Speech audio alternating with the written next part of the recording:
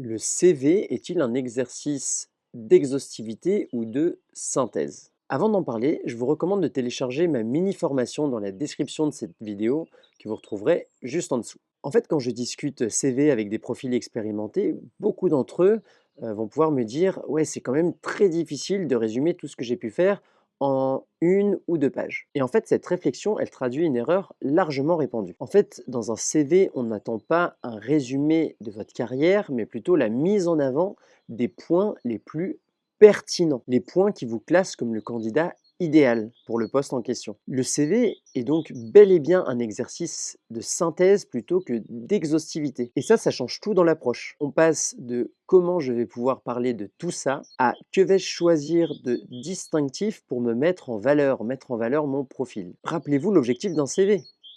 Est-ce que c'est pour que l'on vous recrute ou donner envie de vous rencontrer?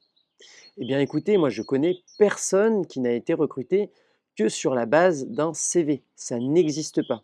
Un CV, c'est pour donner envie de vous rencontrer. Donc inutile de chercher à tout dire. Donc limitez la quantité de contenu pour faciliter déjà la rétention d'informations. Favorisez aussi l'impact, puisque plus vous mettez d'informations, plus vous diluez l'impact de l'information.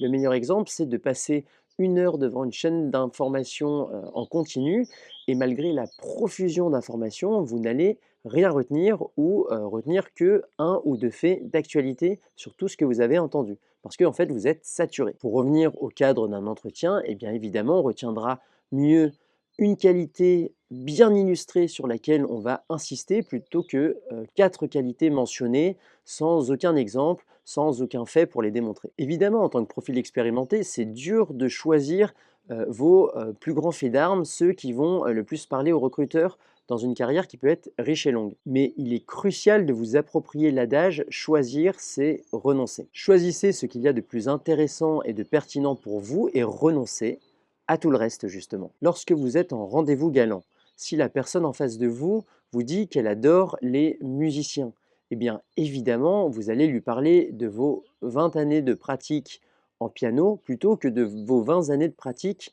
en course à pied. Eh bien, le recrutement, c'est pareil. Inutile de tout dire, parlez uniquement de ce qui importe, de ce qui est pertinent, tant dans le CV qu'en entretien. Je vous dis à très bientôt dans une prochaine vidéo.